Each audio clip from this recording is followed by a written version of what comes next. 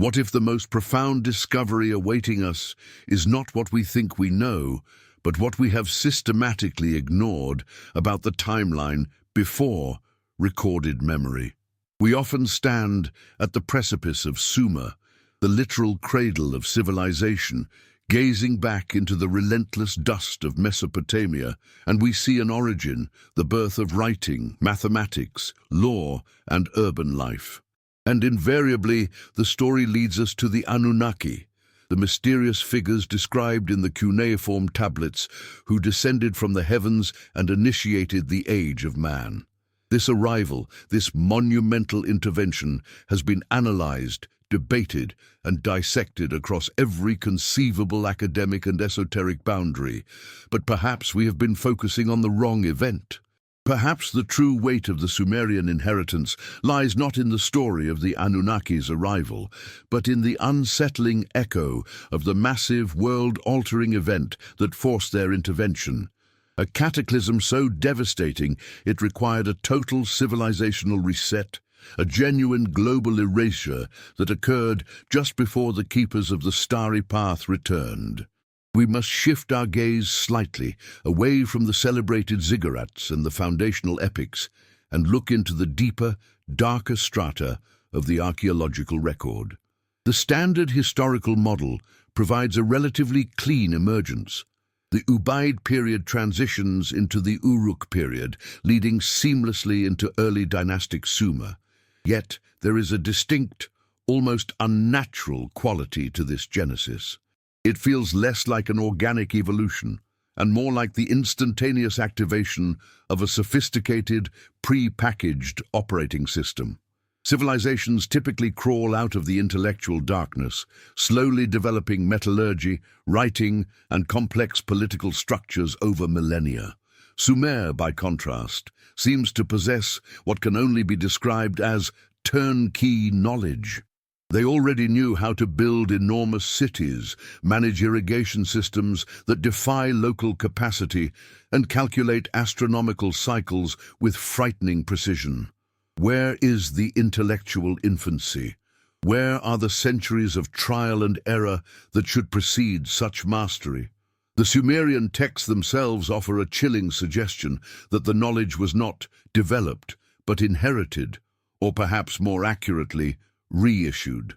The records consistently speak of a lineage of kings that predate the Great Flood, a time often dismissed as purely mythological. But when we treat these documents not as poetry, but as fragmented historical memory passed through geological trauma, a disquieting pattern emerges. The kings who ruled for tens of thousands of years before the deluge, before the arrival of the very beings who allegedly taught man civilization, were presiding over something. This something was a fully realized, technologically adept, and highly structured world that suffered complete discontinuity. The Anunnaki arrived on a planet that had been shattered, a timeline that had been abruptly amputated. This realization introduces a profound chronological paradox. We are reading the foundational texts of our history, but we are starting in the middle of a story. We are witnessing the recovery effort, mistaking it for the original creation. This subtle shift in perception, recognizing the recovery narrative embedded within the creation myth, is crucial for decoding the deep past of humanity.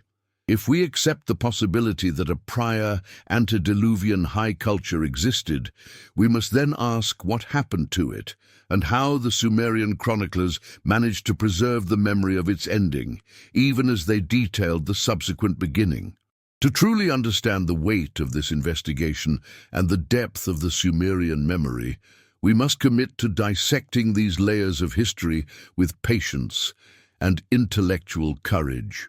This journey demands careful examination of evidence often marginalized by mainstream archaeology, recognizing that sometimes the greatest truths are found in the silences between the lines of cuneiform.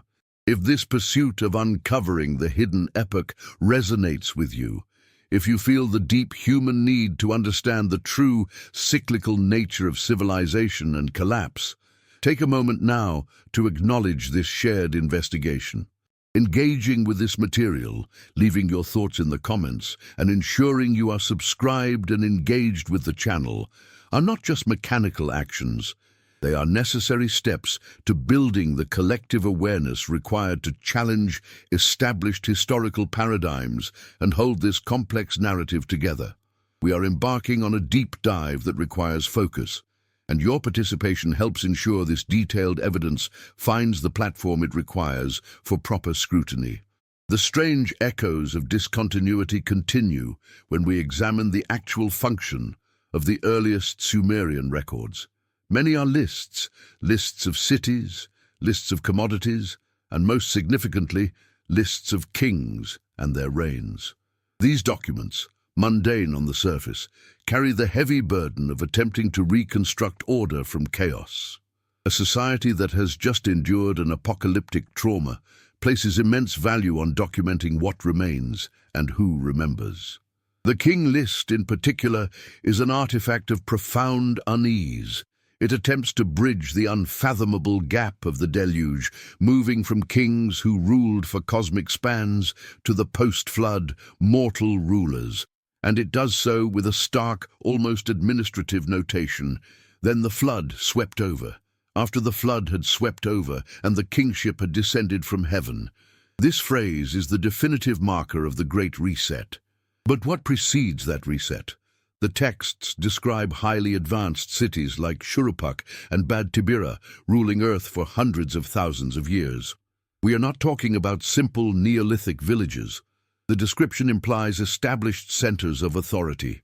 The true scandal of the Sumerian records is that they quietly suggest the Anunnaki did not arrive to start civilization from scratch, but rather returned to initiate the second phase of civilization, salvaging the broken pieces of the first. This brings us to the unsettling heart of the Cataclysm, the event itself.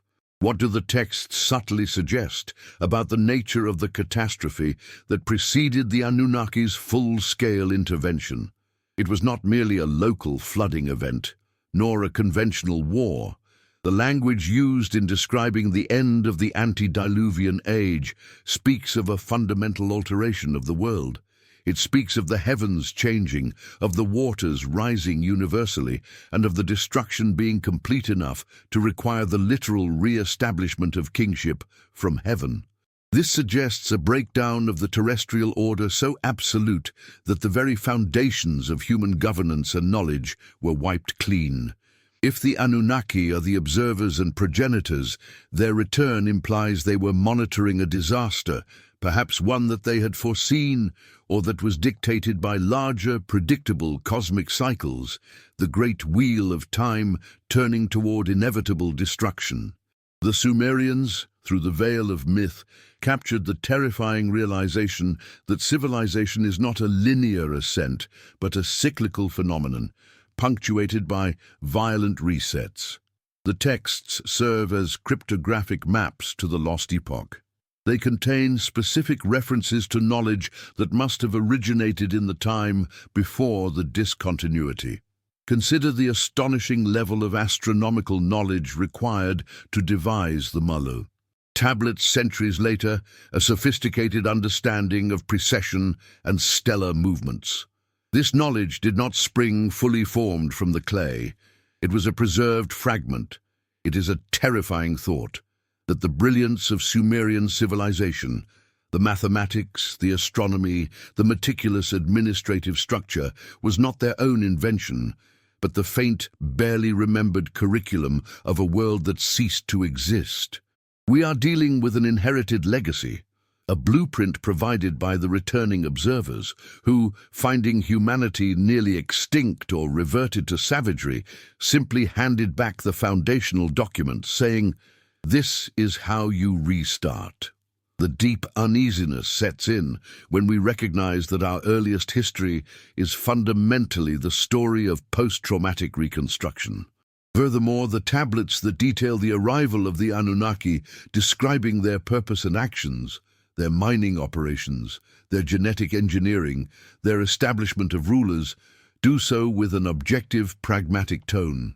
They are dealing with a known quantity, the ruined Earth. Their primary mission seems to be the re-establishment of order and the extraction of vital resources, suggesting a continuity of purpose.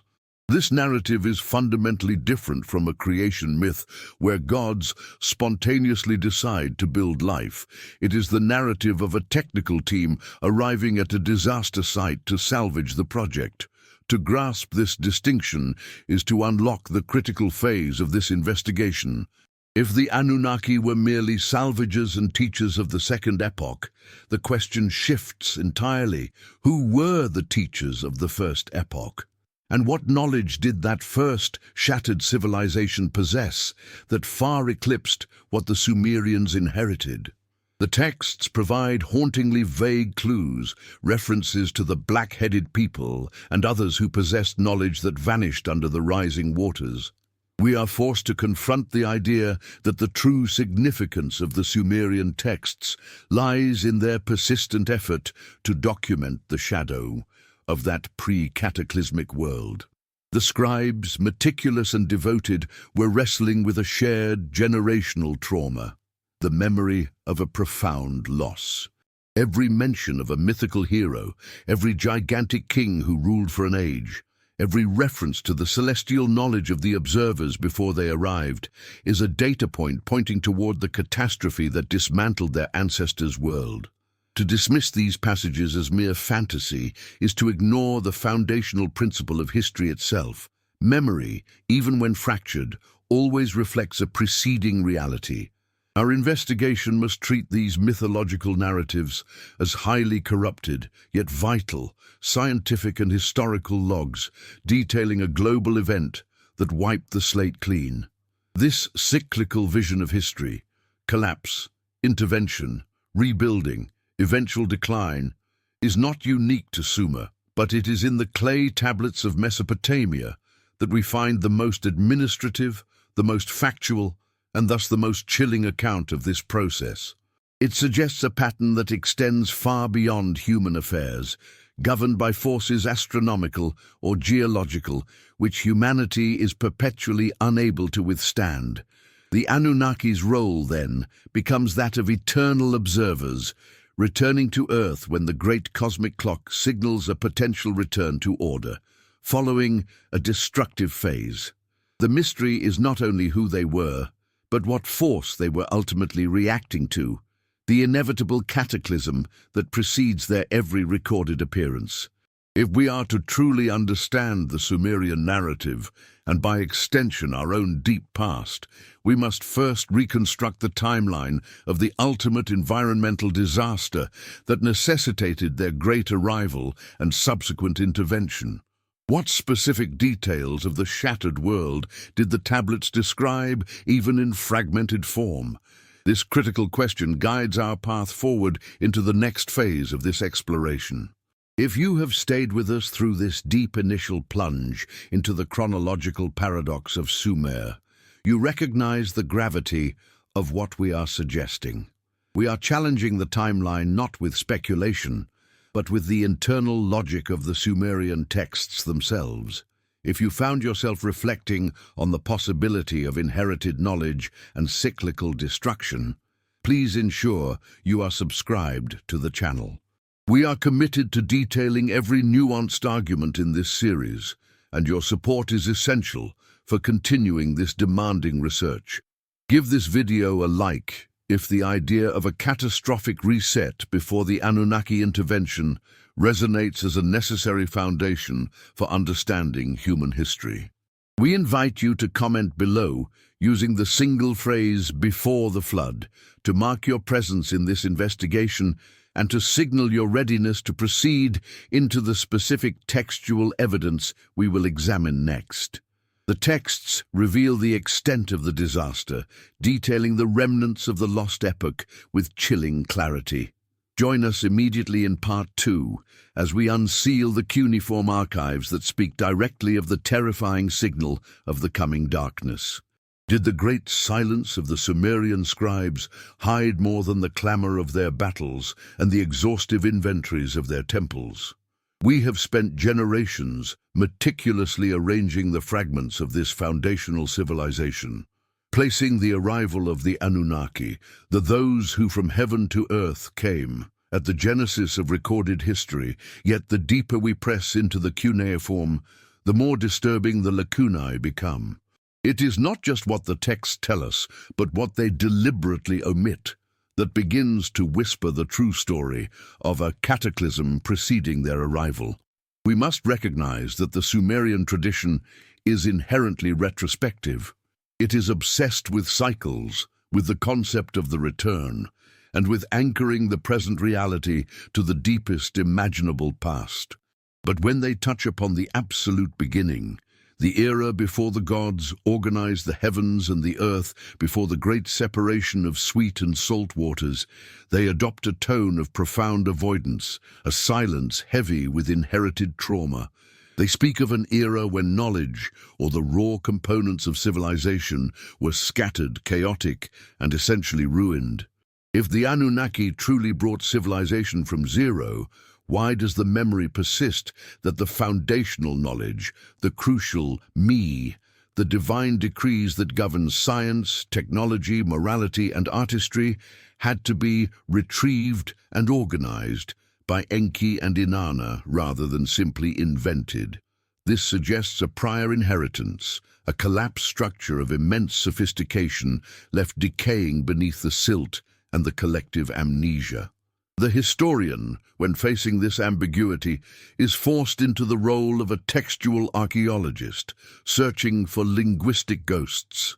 These ghosts are words, phrases, and mythological placeholders that exist outside the established Anunnaki narrative framework.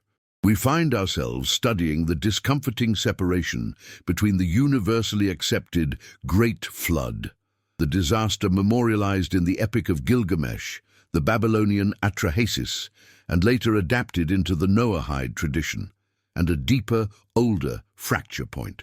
The Great Flood, horrific as it was, served almost as a reset button, a known quantity that separated the antediluvian kings from the historical dynasties. But what preceded the antediluvian kings themselves?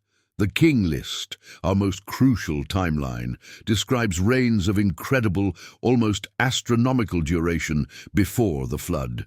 This is not history as we know it, but rather the memory of a timescale fundamentally different from our own. Yet the texts are curiously reticent about the end of this Hyperborean era, the transition point from the mythical millennia to the first civilization that the Anunnaki helped seed. This is the moment we must examine, the deep prehistory, veiled not by mere myth, but by a deliberate or accidental forgetting born of overwhelming destruction. If you are finding yourself unsettled by this realization, that the history we thought we knew might be merely the recovery effort of a vastly older catastrophe, it is because you are recognizing the fundamental human pattern of forgetting what we cannot bear to remember.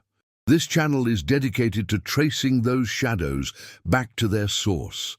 If this investigation compels you, pause for a moment and consider subscribing, and let us know in the comments if you sense this same unspoken weight in the ancient narratives. It is only by sharing our observations that the full scale of this pre-Anunnaki dilemma can truly emerge from the obscurity of forgotten millennia. The linguistic ghosts lead us to the discomforting truth that the Anunnaki, when they finally arrived, were not colonizing a primordial void, but inheriting a ruin. They were, in essence, the inheritors of the Mies, the divine decrees that included the blueprint for kingship, music, writing, and even prostitution. But where did this profound knowledge come from, if not from the earliest stages of their own arrival? The tablets imply that these Mies were scattered, residing in a state of primal chaos, perhaps floating remnants of a previous, destroyed world order, before the later pantheon managed to capture and organize them into the foundations of Sumerian life. This concept, the retrieval of essential building blocks from a ruined state, is the cornerstone of our inquiry. It is here we encounter the archetype of the ruined city. The Anunnaki texts frequently describe cities and structures being built from scratch or rebuilt after the Great Flood. Yet certain descriptions speak of places, particularly those associated with the underworld or the deepest secrets of Enki, that were not merely flooded, but were utterly obliterated, abandoned forever, their names perhaps wiped from the subsequent histories, surviving only as faint geographical markers in ritual hymns. These abandoned sites speak not of a localized flood, which can be recovered from, but of a systemic, perhaps planetary event that rendered whole zones permanently uninhabitable or, worse, spiritually toxic. This level of irreversible destruction demands a cataclysm of a scale far surpassing the deluge of 12,000 years ago. This leads us to the paradox of the me itself. If the me represents the apex of civilized technology and governance, and if they were merely recovered, who generated them originally? The Sumerians, steeped in the religious and social frameworks established by Enlil and Enki, seem to have unconsciously preserved the memory of a culture so advanced that its foundational knowledge survived its physical destruction, floating like digital packets awaiting decryption by the new arrivals. This implies a civilization prior to the Anunnaki's influence, one that reached its zenith and collapsed under its own weight, or perhaps under an external force that necessitated the complete planetary overhaul. Therefore, the burden of the survivors, those who lived in the immediate aftermath before the Anunnaki fully established their presence and governance, was immense. They were witnesses to the complete failure of the old world. These survivors were likely not the primitive hunter-gatherers often imagined, but the desperate remnants of a highly sophisticated population, clinging to the few surviving fragments of their knowledge structure. The narrative arc suggests that the Anunnaki did not arrive to save a lost tribe, but rather to organize the chaos left behind by the failure of their technologically superior predecessors. Consider the unsettling precision of the timing of the arrival. Why did the great beings descend precisely when the environmental recovery was potentially beginning, after the great waters receded and the globe stabilized?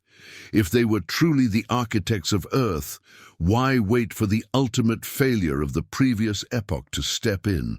This suggests that the Anunnaki arrival might have been less an invasion or a creation event, and more a carefully planned intervention, scheduled to begin only when the environmental slate had been wiped clean, removing the physical evidence of the cataclysmic event that led to the collapse of the prior era. This raises a crucial, lingering question. Was this earlier cataclysm natural, or was it the result of a conflict so grand that the subsequent civilizations were programmed to forget it? The missing link, those antediluvian kings, stands as a colossal monument to this erased history. Their reigns, lasting tens of thousands of years, defy biological and historical logic. They are mythological placeholders for the profound depth of time that was lost. The end of their list is always abrupt. Then the flood swept over, but the deeper implication is that the Anunnaki, upon their arrival, utilized this natural or semi-natural disaster marker to draw a definitive line. Everything that happened before was relegated to the realm of the eternal, the unspeakable, the mythical, thereby obscuring the true nature of the disaster and the sophisticated society it destroyed. The memory of the cataclysm, therefore, is cloaked by the watery veil. While some later myths speak of fire and cosmic upheaval, the primary language of destruction is the flood, the complete and overwhelming chaos of water. Water is the great eraser, smoothing away contours and burying evidence. It suggests a systemic collapse where the very stability of the planetary crust was compromised, leading to massive shifts and inundations, a geological reset that precedes even the great known deluge. This memory of cosmic washing, of a world submerged and rendered unrecognizable, is the echo of the true cataclysm we seek. We are now poised at the threshold of this pre-Anunnaki world, having acknowledged that the official record is a carefully curated adaptation of a much darker, older memory. We must now turn our attention from the texts themselves to the geophysical evidence, where, beneath the surface of the earth, can we find the fingerprints of this disaster that predates organized history. The next stage of our investigation demands that we look beyond the libraries of cuneiform and examine the geological record for the signs of rapid catastrophic changes that align with the strange temporal gaps in the Sumerian king list. If you have stayed with this investigation, following the subtle trail of omissions and paradoxes left by the ancient scribes, you know that this is more than just history. It is the fundamental challenge to our understanding of civilization itself. If you want to continue tracing these deep shadows and join us in unraveling this historical erasure, please ensure you subscribe to the channel right now, give this video a like to help others find this profound discussion, and make sure to comment below with the phrase, "Before the Seven." Do not let the history books close the door on what came before. Join us in the next chapter as we delve into the global geological anomalies that scream of a cataclysm far older and more profound than the coming of the Anunnaki. If the foundational texts of Sumer truly represent the earliest articulation of human history and cosmology, we must ask a silent, unsettling question. Why do these meticulous records, which detail everything from irrigation schedules to the creation of humankind, seem to begin in media res? It is an observation that, once noticed, cannot be unseen. We have accepted the narrative of the Anunnaki arriving, establishing Eridu, and commencing civilization. Yet when we press against the oldest clay tablets, filtering the standard narratives through the lens of pure chronological skepticism, we find not a clean slate of creation, but rather the subtle, unmistakable imprint of recovery. It is as if the first scribes were recounting not the dawn of time, but the desperate clearing of debris left by a far grander and more terrifying twilight that preceded their own age. This strangeness deepens when we examine the structure of the king lists and the various creation epics. They speak of the time before the flood, certainly, referencing the antediluvian kings and their impossible lifespans, but the texts stop abruptly at the very edge of the catastrophe itself. There is a sense of trauma-induced amnesia built into the historical memory of Sumer. What happened in the immediate geological and mythological past that was so devastating it became unmentionable, too vast to integrate into the functional historical record that followed? We are not merely looking for evidence of a great flood that is explicitly mentioned and universally recognized across cultures, but rather the subtle implication that the cataclysm itself was preceded by a systemic, perhaps cosmic, failure that went beyond localized meteorological events.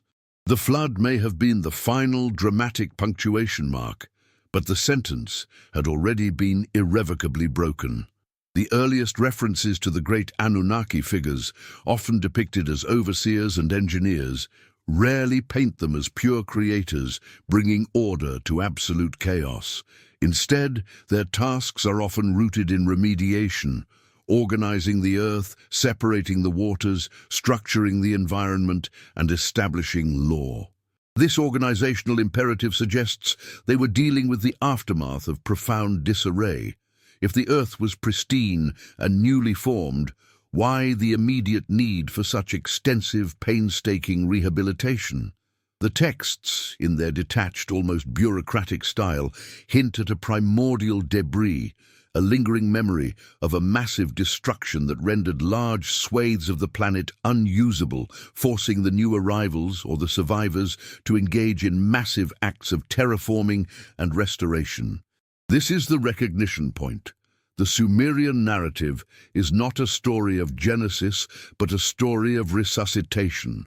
The urgency contained within the tablets implies a race against the clock, perhaps against the very forces of entropy that brought down the previous age. The uneasiness settles in when we realize that the cycle of destruction was not a theoretical danger, but a recent, terrifying precedent known intimately by those who recorded the first lines of history. This investigation requires a shift in perspective. We must view the Sumerian records not as definitive histories, but as highly edited and selective official accounts designed to stabilize a society recovering from unimaginable loss.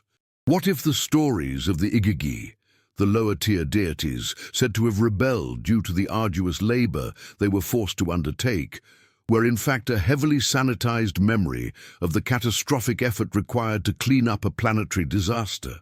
The sheer scale of work described, digging canals, constructing gigantic mounds, extracting resources, was foundational to the new civilization. But was this labor establishing a new world, or merely making the old broken world habitable again? The Sumerian texts reveal an inherited anxiety, a profound fear of the return of the signal, that cosmic trigger which heralds the onset of oblivion. It is the deep-seated awareness that Earth, far from being a stable haven, is subject to massive, cyclical destructions that periodically wipe the slate clean, erasing highly advanced civilizations from memory and reducing them to mere geological strata. To truly grasp this concept of inherited trauma and cyclical collapse, we must move beyond simple mythology and look at the deep psychological impact the memory of the Cataclysm had on the Sumerian psyche. Their insistence on meticulous record-keeping, their obsession with astronomical measurement, and their reliance on the detailed instruction of the Anunnaki regarding the proper administration of all resources points to a desperate attempt to impose control on a reality proven to be uncontrollably volatile. They were building a bulwark of order against the inevitable return of chaos. This suggests that the civilization which fell before the Anunnaki's rise had perhaps lost control precisely because they failed to heed the cycles, or perhaps they did see the warning signals but were simply overwhelmed by the sheer magnitude of the destructive force. This gradual revelation that the Anunnaki arrived not to a blank canvas but to a vast, scarred museum of previous life changes the meaning of their mission entirely. They become less the benevolent or punitive creators and more the expert conservators, arriving with advanced knowledge needed to stabilize a volatile, wounded world. The greatest treasure they possessed may not have been the gold they sought, but the knowledge of the timing of these cosmic events, allowing them to anticipate and mitigate future collapses. This preservation of knowledge is the real herensa, the legacy that the Sumerians inherited. If you are following this intricate threading of historical doubt and textual interpretation, recognizing that the gaps in the record are often more revealing than the filled-in portions, then I invite you to pause for a moment. This investigation is complex, demanding patience and a willingness to look past the surface layer of accepted dogma. If this deeper dive into the subtle hints of a pre-Anunnaki apocalypse resonates with your intellectual curiosity, showing you a layer of history often overlooked, then please consider sharing your thoughts below. What single word or phrase best summarizes this sense of unease that the most ancient records are holding back a terrifying truth? Let us build this recognition together. A simple like and subscription ensures that this careful, unhurried exploration continues to reach those who value the depth over the immediacy of information. The unsettling feeling that arises from studying these early tablets is akin to finding an ancient, majestic building constructed entirely out of salvaged materials. Materials that whisper of a previous structure, far grander, far more complex, but utterly destroyed. The Sumerians themselves were the custodians of this inherited memory, burdened by the weight of witness. Their scribal tradition, their emphasis on the permanence of the written word, was an act of defiance against the historical forces of oblivion. They knew intuitively that civilization could be wiped clean, not just once, but multiple times within the vast expanse of geological time. The Anunnaki became the focal point of the narrative because they provided the stability and the technology to survive the next inevitable cycle. But what of the memory that predates even the earliest Anunnaki involvement as recorded in the established texts? We find faint echoes in the esoteric references to the Abzu, the deep subterranean waters, or the descriptions of beings dwelling before the stars shifted. These are not descriptions of mythological chaos. They are fragments of astronomical and geophysical memory preserved through symbolism. They suggest that the cataclysm was not random, but tied to forces beyond terrestrial control. Perhaps the long-period return of a celestial body, a stellar upheaval, or a fundamental shift in the planet's magnetic poles. These ideas, coded into the earliest narratives, represent the uncomfortable reality that Sumerian history is founded upon a profoundly unsettled foundation. We are left with the persistent image of the Anunnaki landing in the wreckage, observing the survivors of the previous collapse. Their mission was perhaps not to create humans, but to manage the biological and social remains of those who survived the unknown systemic destruction. This provides a terrifying context for the genetic manipulation accounts often attributed to them.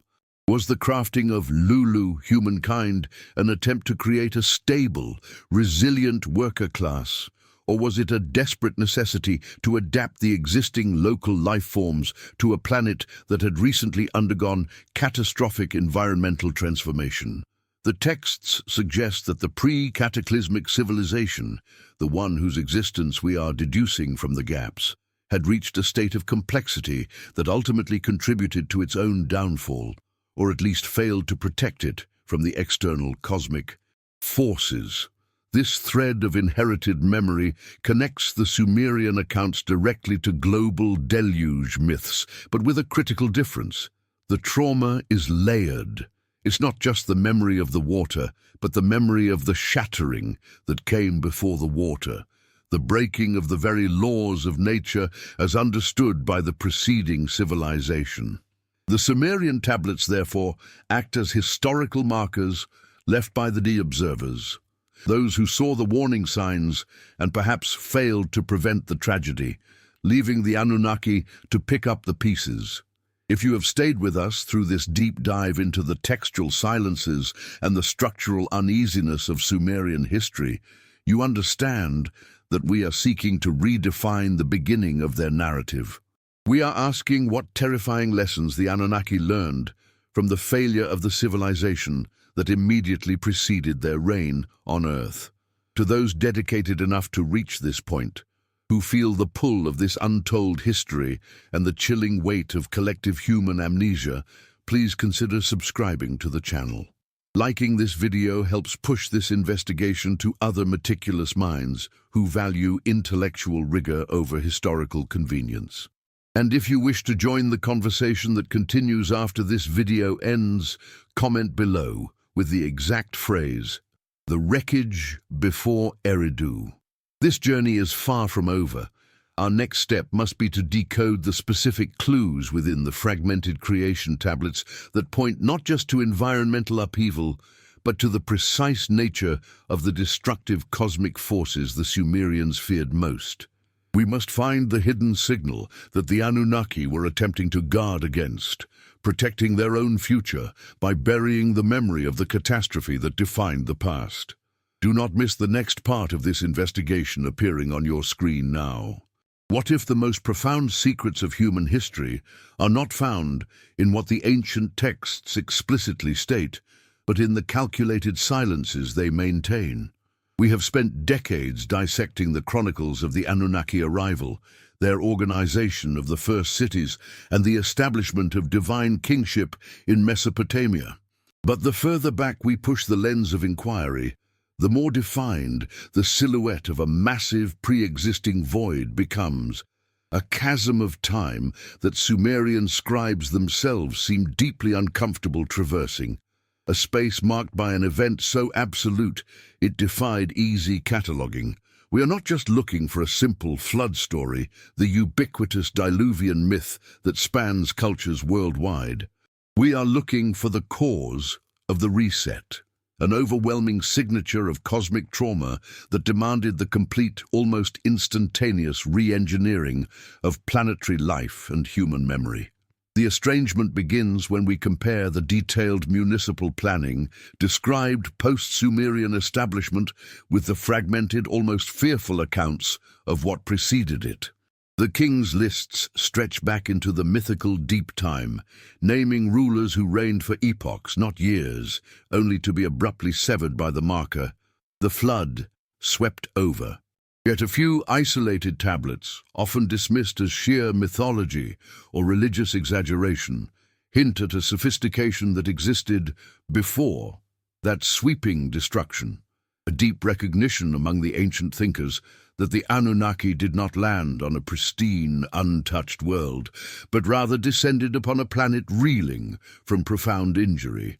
This injury, these texts suggest, was not merely geological, but distinctly celestial in origin.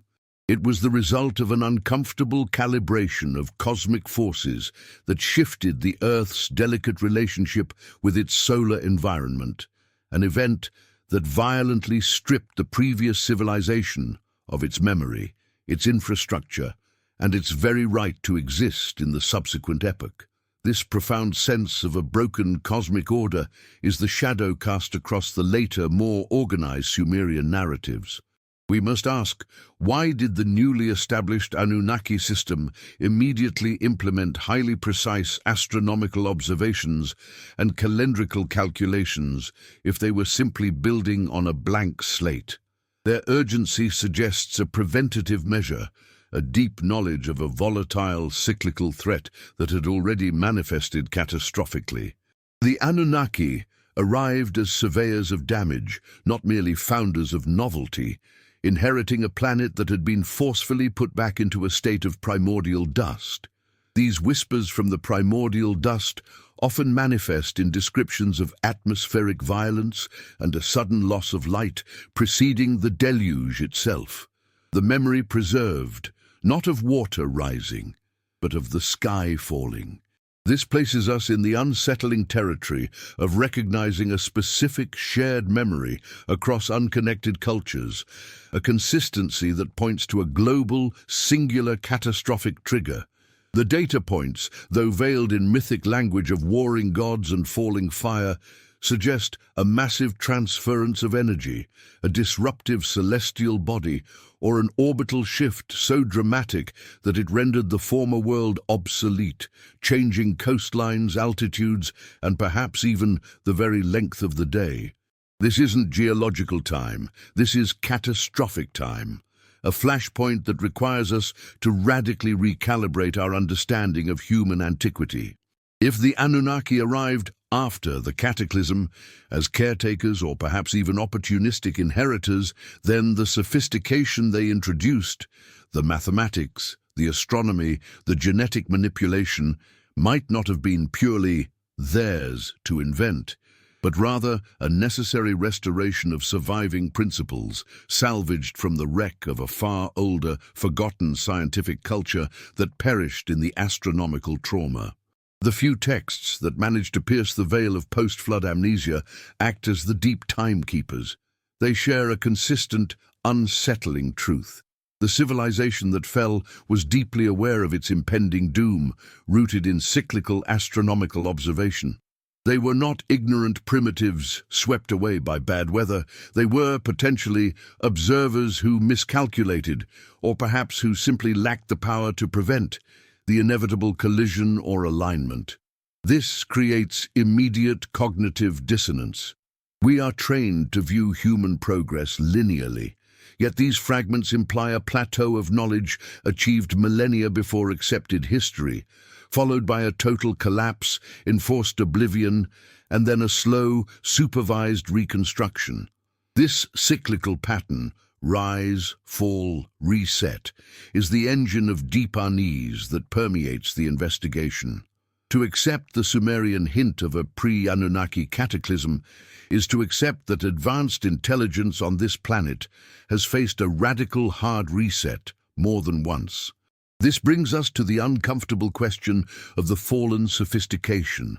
What kind of civilization possesses knowledge so precise that its demise is marked not just by chaos, but by the erasure of specific technical memory? The surviving evidence suggests a mastery over planetary energies, perhaps even anti-gravitic principles, described in metaphorical terms of flying chariots or gods traversing the sky at impossible speeds. If the technology of the predecessors was tied to a harmonic understanding of the Earth's pre-cataclysmic rotation or magnetic field, the celestial event that caused the cataclysm would have instantly rendered their entire infrastructure useless, leaving no physical trace comprehensible to subsequent eras. The Anunnaki, finding a world devastated, perhaps only recognized the principles of the lost science and chose to rebuild using a more robust, earthly and frankly more primitive technology focused on mining and physical structure, lest they repeat the mistakes of the delicate pre-flood masters. The true tragedy, buried in the clay tablets, might be the recognition that knowledge itself can be utterly annulled by a shift in cosmic alignment. If you are finding that these profound cyclical concepts resonate deeply, prompting a necessary re-examination of established timelines and mythologies, I invite you to pause for a moment. This investigation thrives on the collective commitment to look past the surface narrative. Recognize that your participation, a simple like, a subscription, or a comment, sharing your thoughts on this forgotten sophistication, helps bring these obscured echoes into clearer focus, ensuring this vital information breaks through the enforced oblivion of modern history. The continuous cycle of forgetting hinted at in the earliest cuneiform suggests that the Anunnaki presence was intrinsically linked to this memory gap. They arrived to oversee the repair, but perhaps also to manage the narrative. They taught the new human generations what they needed to know to be efficient workers, but they deliberately curtailed the deeper knowledge of the celestial mechanisms that caused the fall. Why? Because the knowledge of the how and when of the cataclysm might have given the emerging human civilization too much power, or perhaps too much fear, unsettling the new order. The Anunnaki became the new custodians of knowledge, the arbiters of what was remembered and what was banished into myth. This custodial role immediately raises the spectral image of the Watchers, the survivors, both human and non-human, who existed in the interregnum between the Cataclysm and the Anunnaki reign. These were the true inheritors of the trauma, the observers who carried the memory of the pre-flood world, often depicted as ancient, mournful figures in later Mesopotamian art, figures who merely watched the reconstruction, knowing what had been lost. These watchers, perhaps the few humans granted longevity or those who retreated to inaccessible mountain strongholds, represent a different kind of exile. Their survival was a burden, forcing them to witness the de-evolution of their own kind, the loss of cosmic awareness, and the imposition of a new hierarchy. The texts that speak of them convey not anger, but profound, soul-deep sorrow, a sorrow for a world based on pure scientific harmony, now replaced by one based on arduous labor and hierarchical obedience. This emotional signature is one of the most compelling pieces of evidence for the pre-Anunnaki cataclysm, the deep melancholy woven into the fabric of Sumerian civilization, a melancholy that transcends mere human hardship and speaks to a cosmic tragedy. They were building a new world on a burial ground, and everyone vaguely remembered the scent of the decay. When we zoom in on the specific descriptions of the celestial event, stripped of their later theological interpretations, we find signatures of a mechanism that speaks to modern astrophysics.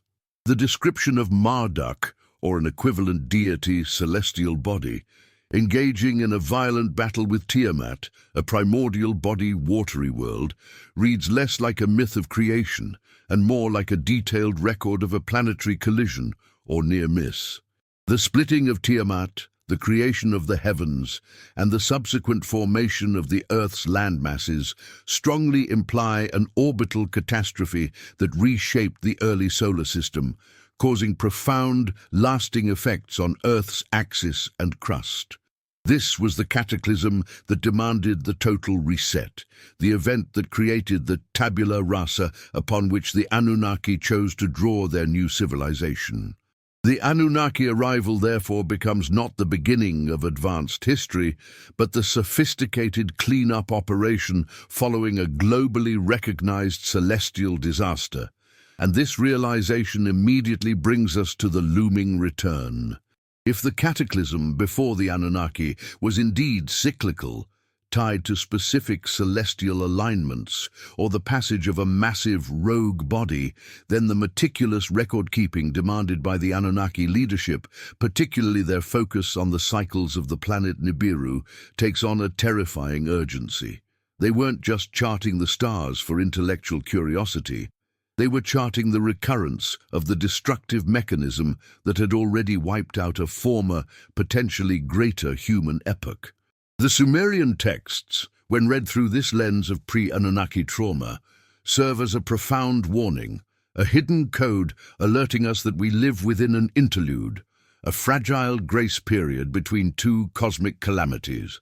The Anunnaki may have stabilized the system, but they could not eliminate the cosmic threat. This deep-seated fear of recurrence, etched into the very foundations of the earliest civilization, is the central pillar of the mystery we are uncovering, compelling us to understand precisely what they survived so we might gauge the magnitude of what still lies ahead. If you have stayed with this complex and deep investigation, you recognize that the pursuit of truth is not a passive activity. This is not mere entertainment. It is the reconstruction of collective human memory. To those who feel the weight of this history, I urge you to join this community of deep thinkers. Subscribe to the channel to ensure you never miss the continuation of this story. Hit the like button to amplify this discussion, pushing back against the inertia of established historical narratives. And most importantly, comment below with this specific phrase: "The cycle must not return." Your engagement is essential as we move into the next phase of this profound discovery, where we will finally examine the Anunnaki's own records of the planetary trauma, revealing the catastrophic legacy they inherited and the true reason for their rigid, gold-obsessed governance. The next part will illuminate the shadow of Nibiru and its orbital connection to the great pre-Anunnaki collapse. We are merely scratching the surface of what the clay has held secret for millennia. What if the most profound mystery of our past is not what was built, but what was destroyed? We have spent decades tracing the lineage of the Anunnaki, dissecting the precise moment of their reported arrival on Earth, meticulously documenting the societal framework they supposedly erected. Yet the deeper we penetrate the cuneiform tablets, the more we are forced to confront a silent, unsettling anomaly. The prevailing narrative, etched into the collective consciousness, suggests that the Anunnaki came to a world that was either pristine wilderness or populated by primitive nascent humans, ready to be molded. But the older texts, those fragments retrieved from layers predating the official Tiamat mythos that defines the later Sumerian cosmology, paint a startlingly different portrait. They whisper of ruins, of vast, incomprehensible destruction, and critically of an environment already deeply scarred, a catastrophic aftermath. This suggests the Anunnaki did not arrive to start civilization from scratch. They arrived to reorganize the salvageable remnants of something incomprehensibly immense that came before them. The shock lies in recognizing this chasm in the record, this silent period of violent transition. If a civilization, one capable of leaving behind sophisticated astronomical knowledge and complex social structures, was already established, What force could utterly erase it, forcing the incoming gods to literally rebuild the foundation of existence? This is the core disquiet, the acknowledgement of a deep cycle, a cosmic rhythm of rise and collapse that dwarfs our current understanding of history. We are not just looking at a lost civilization, we are looking at a complete global system failure, a prior event so potent that even the memory of its preceding culture was actively scrubbed or simply overwhelmed by the sheer scale of the ensuing chaos. The Sumerian king list itself, that hypnotic catalogue of rulers, lends profound weight to this uneasiness. We often focus on the impossibly long reigns before the Great Flood, the 800 years for a single ruler, or the total of 241,200 years for the 8 kings, dismissing them as mythological exaggeration. But what if those numbers are not descriptions of biological longevity, but rather precise measurements of the duration of a prior age? A geological timescale during which the predecessor civilization flourished, experienced its zenith, and finally succumbed to the impending cataclysm. These staggering timespans suggest a deep history so vast that the very concept of human tenure on Earth is redefined, making the subsequent shorter reigns of the post-flood era appear merely as fleeting, desperate attempts at recovery. The texts, therefore, may be providing us not with a political history, but a chronological map of world epochs, marked by the presence or absence of a governing intelligence capable of harnessing planetary stability. The extreme longevity signifies stability. The abrupt truncation signifies the cataclysm that forced a hard, violent reset. The recognition grows that the flood described later, the famous deluge that Ziusudra survived, may itself be merely the terminal phase of a much larger multi-stage disaster, or perhaps even a recurring event within that grand cycle. The language used in the texts describing the pre-Anunnaki destruction utilizes terminology related to celestial fire, the grinding down of mountains, and the complete reversal of climate patterns, far more radical than a mere oceanic inundation. It implies a disturbance of the planetary axis or a violent external cosmic intrusion. We must begin to treat the Sumerian tablets not as sequential historical records, but as layered archaeological sites themselves, where the earliest inscriptions reveal layers of destruction far deeper and more traumatic than the deluge. The Anunnaki are later credited with managing or surviving. This recognition leads to a quiet sense of estrangement. It forces us to ask, if the precursor civilization was so advanced, why did they not prevent their own demise? Were they observers of an inevitable cosmic mechanism? Or were they victims of their own failure to respect the cyclic nature of reality? We find echoes of this tragic knowledge in the scattered references to the Abaru, or the Silent Watchers, beings often nebulously defined, who preceded the Anunnaki yet did not directly rule.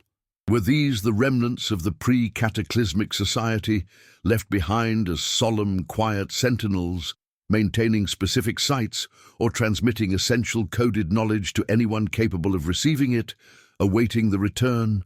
The feeling is that we are gazing into a profound emptiness, a void where millions of years of history should be, a void that the Anunnaki, with their sudden arrival and forceful reorganization, attempted to fill.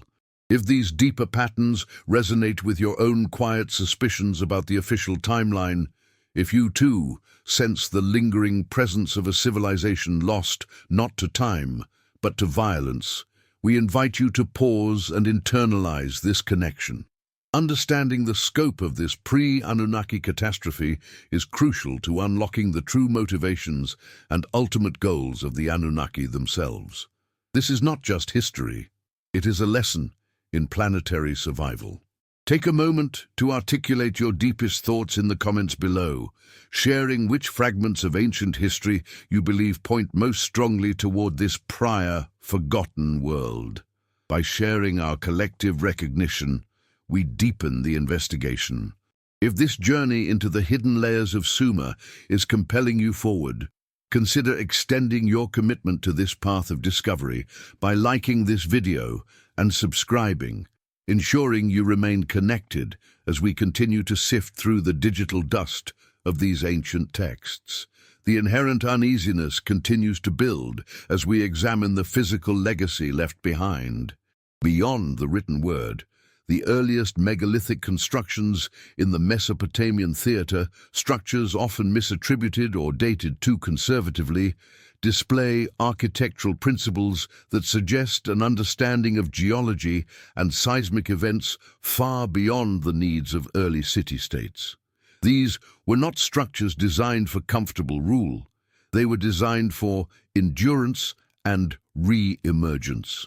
Consider the highly refined precision of certain subterranean passages, the choice of materials capable of surviving immense thermal shock, and the geometric encoding that seems dedicated to astronomical or geographical positioning rather than defensive strategy.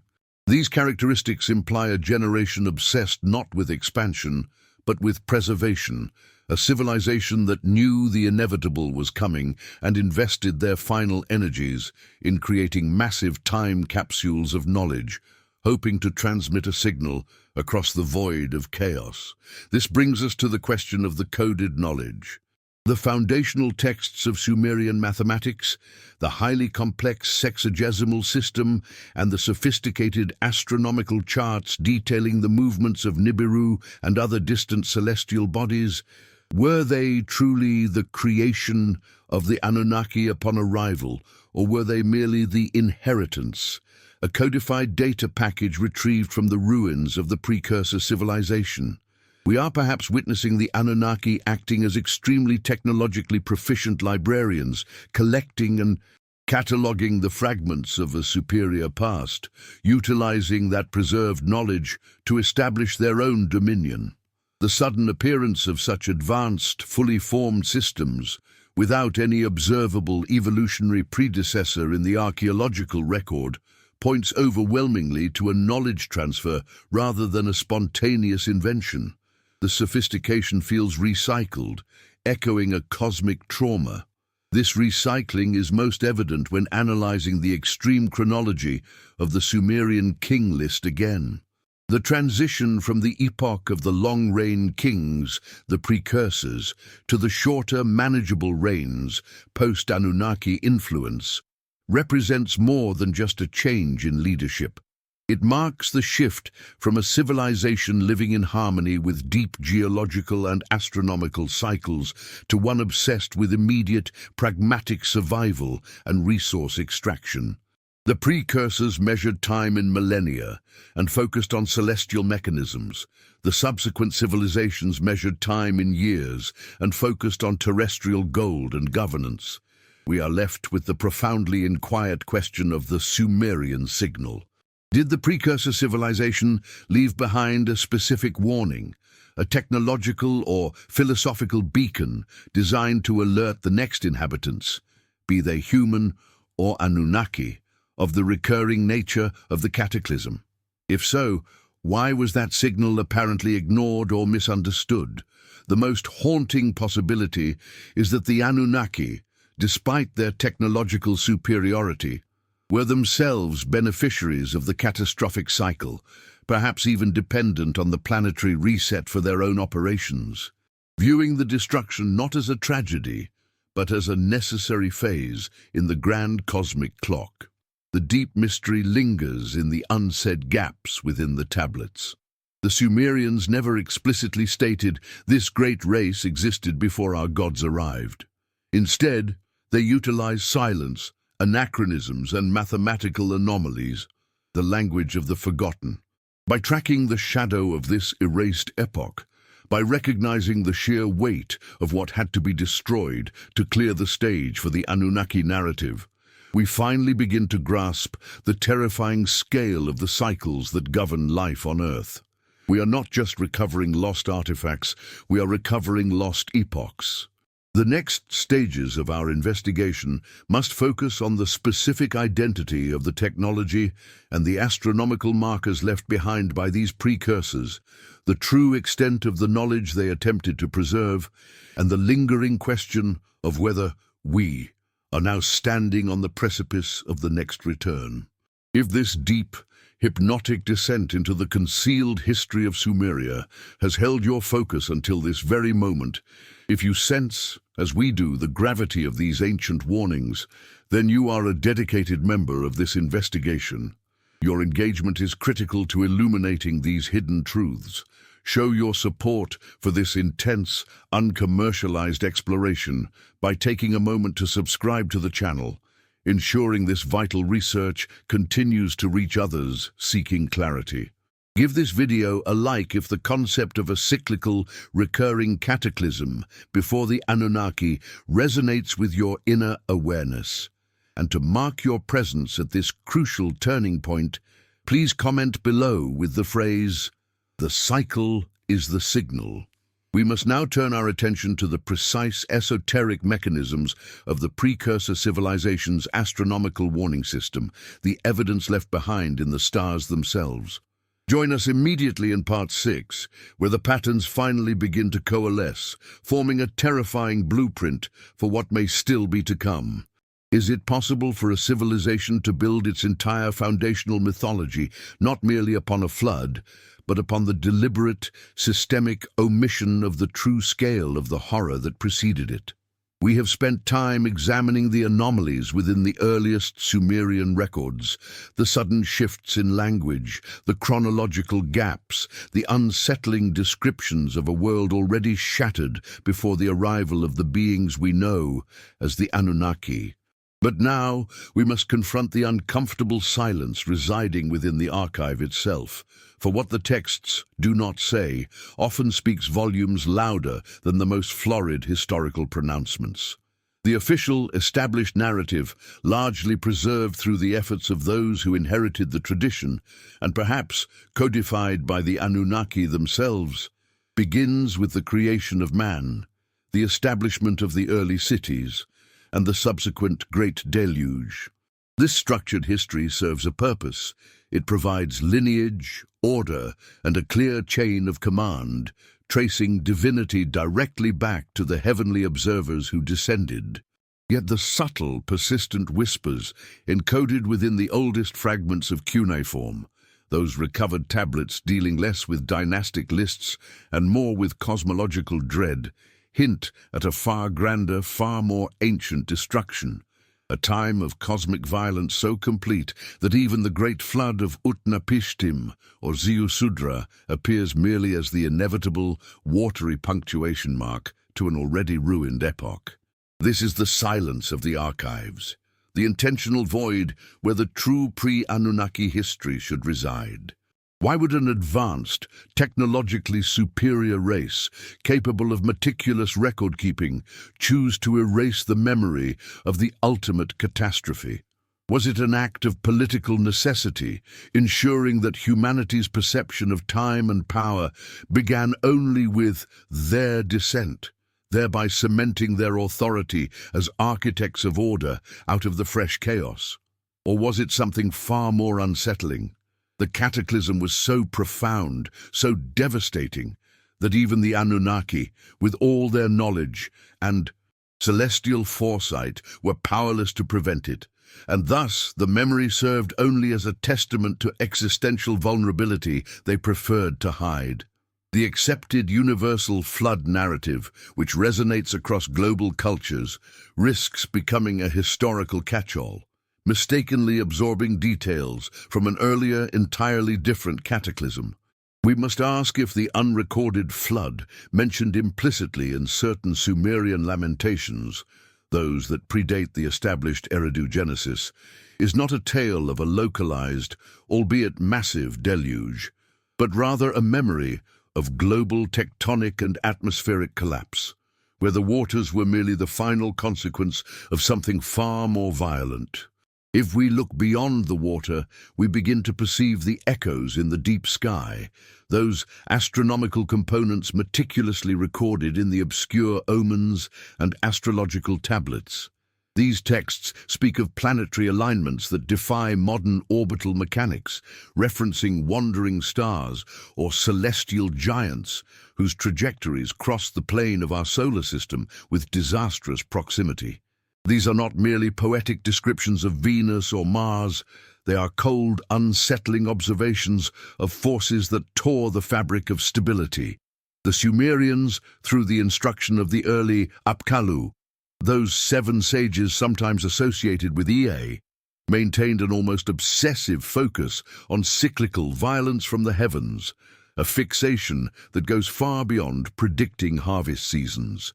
To truly grasp the implications of what we are uncovering, a civilization built on the ruins of a forgotten world requires deep engagement.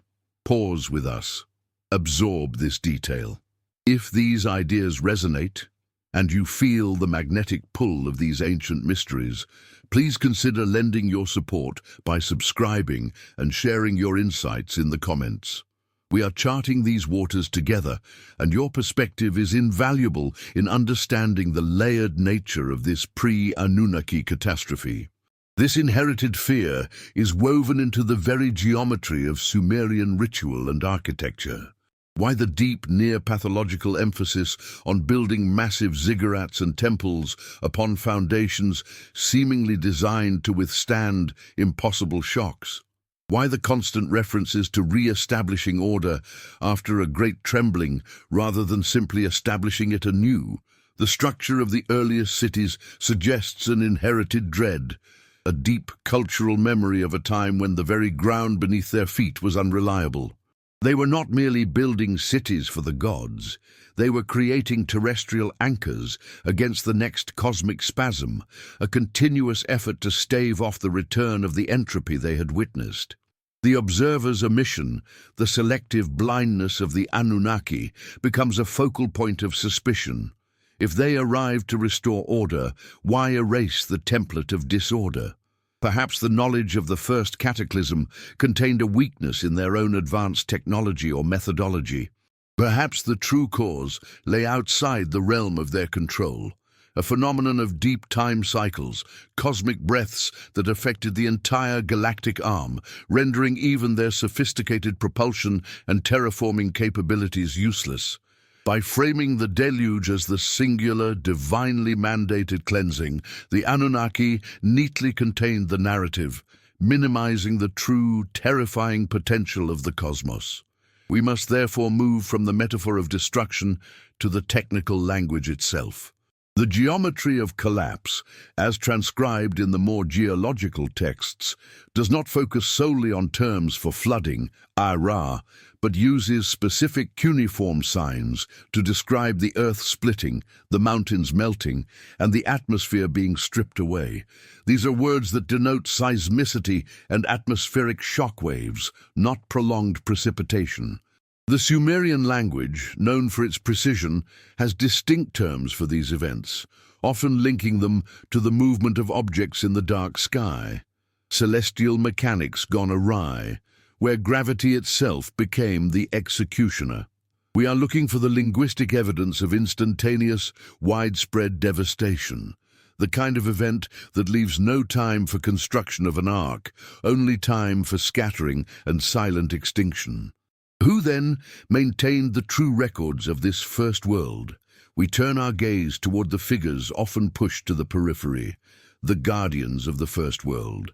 These are the shadowy, sometimes benevolent, sometimes terrifying figures who predate the dominant Anunnaki pantheon. Entities like Tiamat, whose mythic defeat is seen as the establishment of order, but whose primordial existence links back to the absolute chaos of the beginning. Were these older deities, or perhaps non-Anunnaki entities, the keepers of the knowledge of the first world's downfall? Did they observe the catastrophe, and were they either powerless to stop it, or perhaps agents of the destruction itself? Their existence suggests a hierarchy of awareness and power that the Anunnaki supplanted, not created. This brings us to the profound realization embedded within the Sumerian mindset: the deep time cycles. The focus on the Shah, the 3,600-year orbital period of Nibiru, often associated with the Anunnaki, is well documented, but the oldest tablets hint at cycles far vaster, geological and astronomical rhythms measured in hundreds of thousands of years. Cycles that the Anunnaki simply navigated rather than controlled. The pre-Anunnaki cataclysm appears to be rooted in these immense cosmic breaths, a natural function of the universe that guarantees universal cleansing and return. The Sumerian preoccupation with these deep cycles underscores a terrifying acceptance. Everything is temporary, and order is only an illusion maintained between celestial traumas. We seek the vestiges of the forgotten now, the physical clues left behind. Consider the reports from archaeologists of massive foundational stones beneath the historical Sumerian city layers, stones that bear signs of vitrification or erosion patterns inconsistent with local weather and the timeline of the known flood. These are anomalies of scale and preservation, objects too massive, too eroded, too technologically complex for the established timeline, suggesting a prior civilization that possessed both the scale and the misfortune to exist before the hammer blow fell. These are the silent, rock-hard confirmations that the world of Eridu was not built on fertile ground, but on deep, ancient rubble. The cumulative dread generated by these fragmented texts leads us to one unavoidable conclusion. The recognition of the first cataclysm is not merely an academic exercise in history, it is an existential warning. The memory of what happened before the Anunnaki arrived, the true, unforgiving cosmic destruction, is the template for the impending return. If the universe operates in these immense cycles of collapse and reformation, then the current era of order, the one defined by the Sumerian legacy and the Anunnaki intervention, is finite. The greatest lesson hidden in the cuneiform is that the forces capable of absolute destruction are eternal, indifferent to our technological progress or divine assistance. We are not safe simply because we have forgotten the mechanism of annihilation. The pre-Anunnaki trauma suggests that history does not repeat. It simply waits for the cosmological conditions to align once more, a dark, heavy clock ticking in the deep sky. We must now turn our full attention to deciphering the mechanisms of this past destruction, for in understanding how the First World ended, we might glimpse the shadow of how our own era is destined to conclude. If you have stayed with us on this profound journey, wrestling with the weight of these ancient shadows, you belong in this unique investigation. We are not just recounting history, we are decoding a suppressed cosmological truth. To ensure you don't miss the crucial next steps in our investigation, where we directly confront the physics of the cataclysmic event itself, please take a moment to subscribe to the channel and give this video a like. Most importantly, share your commitment to this pursuit by commenting the phrase, "The cycle repeats." Only by acknowledging the deep rhythms of celestial trauma can we begin to prepare for what the Sumerians feared most. Join us in the next chapter as we follow the faint, terrified signals of the observers who witnessed the end of the First World. What if the greatest tragedy in our collective past is not a specific event, but the profound silence surrounding it? We have spent countless hours dissecting the arrival and the purpose of the Anunnaki, studying the intricate genealogies of the Nephilim, and tracing the roots of celestial bodies like Nibiru across the solar system. Yet, throughout this intricate examination of the recorded history, we consistently overlook the massive void that precedes it.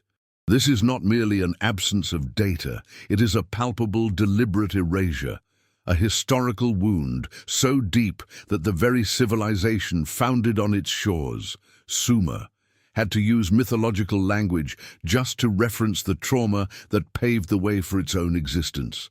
The texts, which reveal so much about the architects of the first cities, whisper even louder about the ghosts of the civilization that those architects found, or perhaps deliberately obscured. We are forced to confront the chilling implication that the sophistication of Sumer, that sudden, unexplained leap from scattered villages to fully functioning metropolises with written law, advanced astronomy, and complex irrigation systems, was not a beginning but a recovery. It was a restart initiated upon the ruins of a system so robust that its destruction required forces beyond the merely terrestrial. When we read the lists of kings who reigned before the Great Flood, we are usually captivated by their impossibly long lifespans. But the real mystery lies in what they were doing during those millennia. Were they merely ruling, or were they desperately maintaining the flickering flame of knowledge, serving as custodians of an inheritance they knew was unstable, an inheritance that was actively failing beneath their very feet? The Sumerian scribes, in their remarkable precision, often give us too much credit, assuming we understand the profound weight of the words they chose. They recount the descent of the Anunnaki, detailing the specific tasks and the geographic locations chosen for their intervention, yet the entire preceding narrative is compressed into terrifyingly short, elliptical sentences, referencing chaos, elemental upheaval, and the breaking of the cosmic bonds. It is this brevity, this unwillingness to dwell on the catastrophe, that gives it its disturbing power. It suggests a trauma so universal, so immediately known, that detailed explanation became unnecessary, much like we do not need to meticulously describe the pain of a phantom limb to someone who has lost an arm. The profound unease arises when we realize that the Anunnaki themselves, the supposed instructors and engineers of the New World Order, did not arrive onto a blank slate. They encountered a memory, a lingering energy, and potentially physical remnants of a massive endeavor that had been aborted by the Cataclysm. They were not pioneers building from scratch. They were salvage experts, working within the parameters set by a previous collapse. This perspective radically shifts the power dynamic. If the Anunnaki were tasked with reconstruction rather than pristine creation, then their wisdom and technology might not be original, but merely applied knowledge, perhaps even knowledge inherited from or stolen from the very civilization that had just been drowned. This introduces an estrangement into our accepted chronology, forcing us to ask, what happens when the students become the reluctant teachers, utilizing texts and methodologies they didn't author? The Sumerian archives, particularly those fragmentary economic tablets that predate the major royal inscriptions, often hint at systems of measure and calculation that seem disproportionately complex for the agricultural needs of the time, almost as if they were designed for an industrial scale that no longer existed, a framework surviving the collapse of the infrastructure it was meant to support. It is here, at the junction of profound loss and sudden imposition, that we must pause and gather our thoughts. This investigation is less about facts and more about the resonance of forgotten history.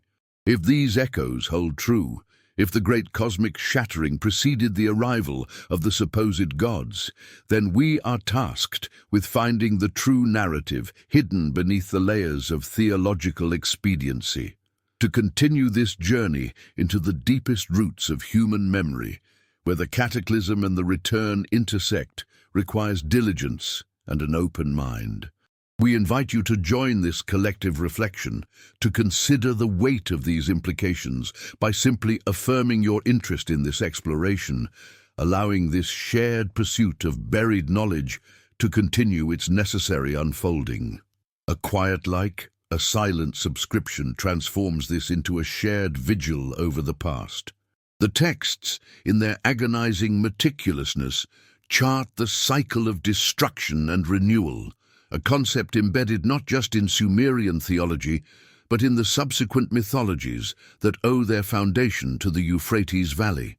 This concept of cyclical time suggests that the pre-Anunnaki catastrophe was not an anomaly, but a necessary, terrifying component of a greater astronomical or cosmic rhythm. The Sumerian fascination with celestial mechanics goes beyond mere stargazing for agricultural timing. It speaks to a deep, ingrained fear of recurrence, a profound understanding that what happened once could, and likely would, happen again. They recognized the pattern, the signature of the coming storm, and perhaps this prior civilization had reached a level of technological and spiritual integration that allowed them to predict, but not entirely prevent, the cataclysmic event. This recognition of the inevitable return is a heavy inheritance. We begin to sense the presence of the observer's vigil. If the cataclysm was predicted, were there preparations made beyond simple ark building? The Sumerian narrative often portrays the Anunnaki arrival as timely, suggesting they knew precisely when the terrestrial conditions would stabilize enough to sustain their presence and their ambitious project of planetary reconstruction. This timing, too precise to be coincidence, hints at a continuous monitoring operation, a watchful intelligence tracking the planet's recovery from its orbit or from somewhere beyond the immediate reach of the deluge. These observers, whether they were the Anunnaki waiting for the right moment or remnants of the previous civilization operating from a safeguarded location, are the true silent figures in this history. They represent the bridge between the utter chaos and the structured rebirth. Their vigil was perhaps focused on a specific celestial signal, the return of a comet, the alignment of planets, or the stabilization of the planet's magnetic field, marking the precise end of the post-cataclysmic instability. Consider the metaphor of a library drowned in sand. The Sumerian archives are not just a collection of contemporary accounts, they are salvaged volumes. The challenge of the scribe after the flood was not simply writing new laws, but deciphering, restoring, and reinterpreting the fragmented inheritance left by the vanished civilization. The cuneiform itself, in its earliest, most pictographic form, carries a weight of prehistory, hinting at concepts and objects that seem to belong to a more technologically evolved setting than the early Mesopotamian marshlands. Did they possess advanced knowledge of genetics, metallurgy, or orbital mechanics before the Anunnaki arrived? Knowledge rendered useless and abstract by the loss of the necessary infrastructure? If so, the Anunnaki's role was less about providing new information and more about providing the necessary tools and organizational structure, the calibration of return, to make that inherited knowledge functional again. This calibration required specific conditions. The Anunnaki texts describe the creation of specific settlements like Eridu and Nippur, vital centers for resource management and astronomical observations. But why these specific points? Could they have been built upon existing undamaged foundation stones of the previous civilization, points of energy stability, or perhaps repositories of protected archives? The memory of Dilmun, often described as a paradisiacal, clean land that survived the destruction, takes on a new significance here. Dilmun might not have been merely a mythic homeland, but a real, geographically precise refuge, a center for the custodians of the lost civilization, who preserved the critical knowledge until the dust settled and the Anunnaki could safely land.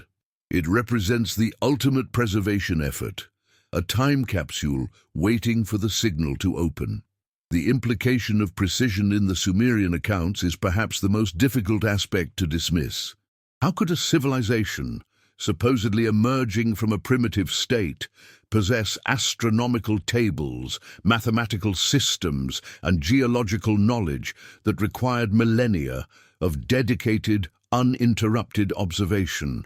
The logical conclusion is that this knowledge was not earned by Sumer. It was handed down, or more accurately, imposed upon them.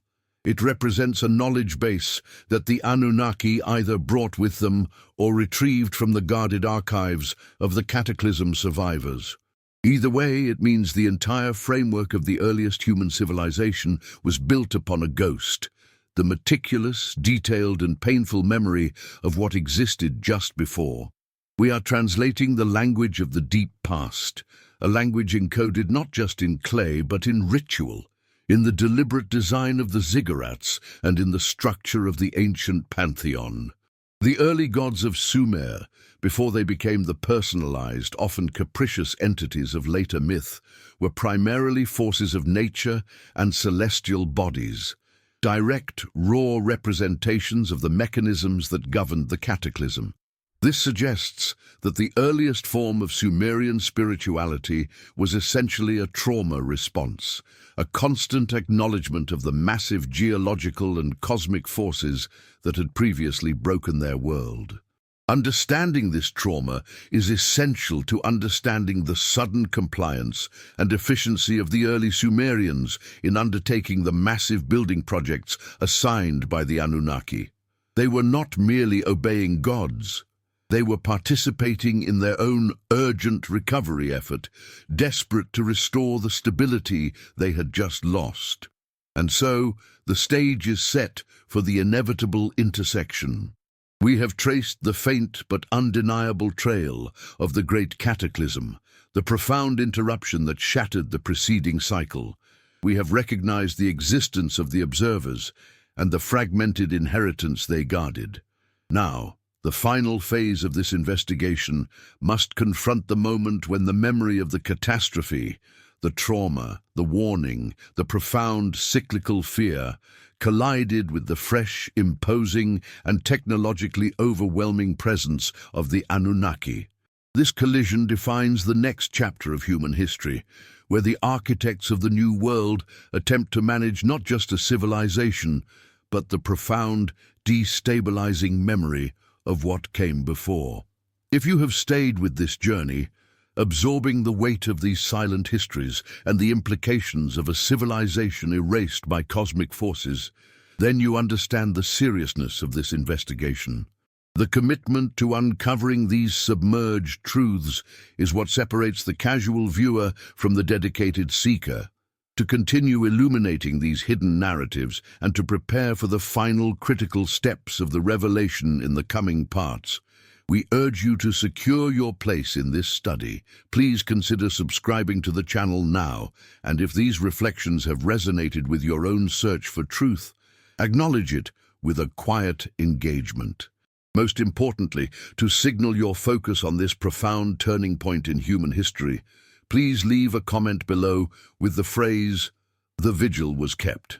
Do this and join us immediately in the next part of this investigation, which should be appearing on your screen now as we confront the direct evidence of how the Anunnaki utilized the lingering trauma of the Cataclysm to construct their new world order.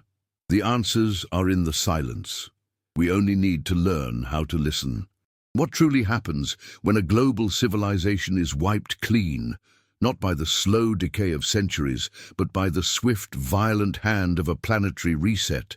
We have spent the better part of this journey dissecting the faint whispers of a cataclysm that preceded the arrival, or more accurately, the reappearance of the Anunnaki. Yet, the deepest riddle remains hidden not in what the Sumerian texts explicitly describe, but in the glaring silence that follows the deluge. After the waters recede, after the terrible roar subsides, there is an eerie, almost surgical omission in the historical record, a vacuum of time that defies explanation. The texts jump from utter destruction to the precise, almost bureaucratic establishment of kingship and cosmic assignments. Where is the messy, painful process of scavenging, mourning, and eventual recovery?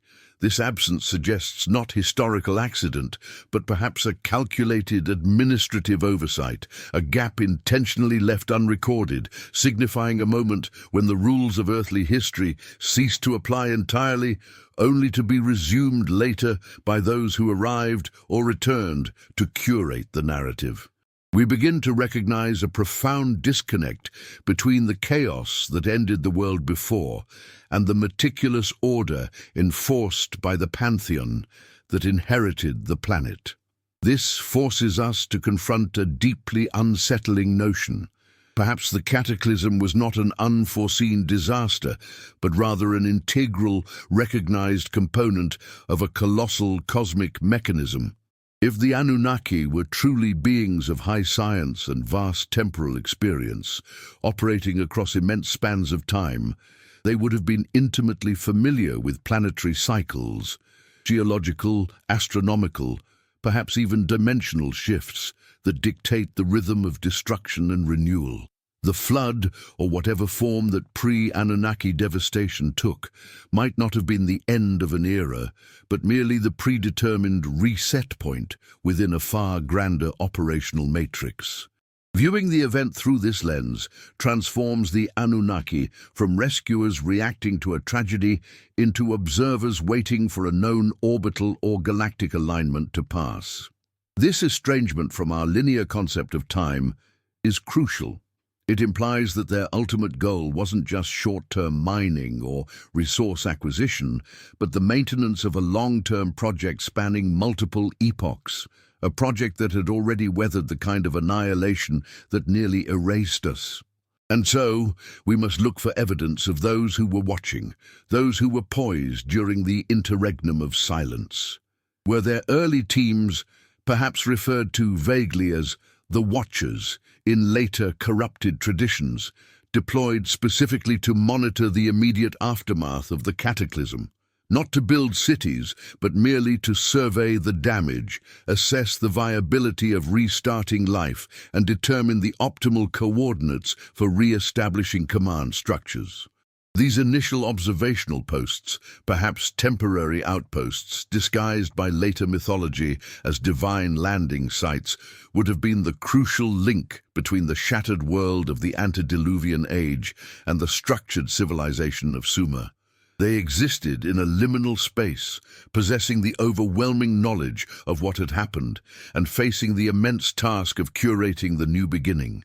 This recognition forces us to question the seniority of the figures mentioned in the later king lists. Were Enlil and Enki the actual originators, or were they high-ranking managers assigned to Project Earth after the initial cleanup, taking over a template of civilization already scorched and prepared? The burden of this cataclysmic knowledge would have influenced every decision made by the new administrators. If you know that tectonic plates can shift violently, that global sea levels can rise hundreds of feet in a short span, and that the skies themselves can unleash fiery judgment, you do not build flimsy structures.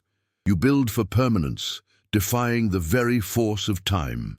This is where the megalithic impulse, the inexplicable fascination with massive interlocking stones found across multiple ancient sites, predating known Sumerian influence, begins to make terrifying sense. These structures were not just temples. They were attempts to create enduring markers, archives built into the stone, immune to fire, flood, and tectonic upheaval. They were insurance policies against the inevitable next cycle, monuments designed to communicate across millennia, potentially even designed to trigger a recognition signal when the environment became stable enough for a return. This knowledge of cyclical destruction infused their architecture with a fundamental unease, a constant preparation for the next inevitable disaster that our own modern societies, operating under the naive assumption of perpetual stability, have utterly forgotten. Yet even beings of immense longevity are subject to the erosion of memory, especially when that memory must be passed down through different generations or through advanced technical systems subject to corruption. Imagine trying to maintain perfect historical fidelity over 10,000 years. Details blur. Technical terms are misunderstood. The role of the predecessor becomes conflated with the status of the deity. What began as a complex scientific account of planetary stabilization and genetic repair eventually filters down through the human consciousness as myth. a narrative simplified for consumption. This slow, gradual revelation of how truth becomes worship helps us understand the shifting hierarchy within the Sumerian pantheon. The earliest texts might describe operational roles, while the later, more devotional texts recast these roles as cosmic powers. The engineer who drained the floodwaters becomes the god of water. The geneticist who ensured viable life becomes the mother goddess. It is a semantic shift driven by the trauma of what was lost and the intellectual inability of the recovering human population to grasp the pure scientific reality of the operation. If the weight of this investigation resonates with your own intuition, if you feel that the pattern we are uncovering here holds profound keys to understanding our deep past, then I encourage you to pause and internalize this connection.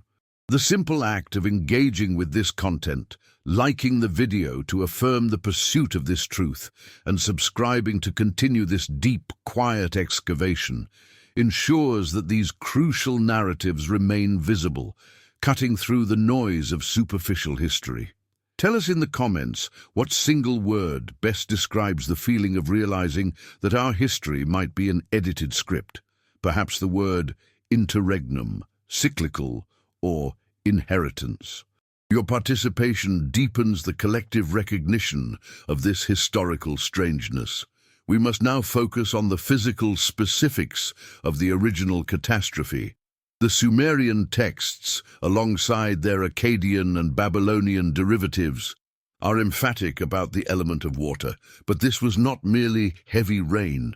This suggests a massive, sustained perturbation of Earth's hydrological systems, possibly triggered by external astronomical influence, a close passage of a stellar body, an orbital wobble, or an encounter with debris that caused sustained, violent seismic activity far beyond anything we measure today. This catastrophic event fundamentally rearranged the crust, erasing not only cities but geological markers that might have told the complete story. The Anunnaki arrived or returned to a planet that was, quite literally, structurally different. Their first acts, detailed in fragmented tablets, often involve immense earth-moving and water management projects, suggesting they were engineers of planetary-scale remediation, not just petty tyrants interested only in gold. The very necessity of their arrival reinforces the scale of the destruction that preceded them.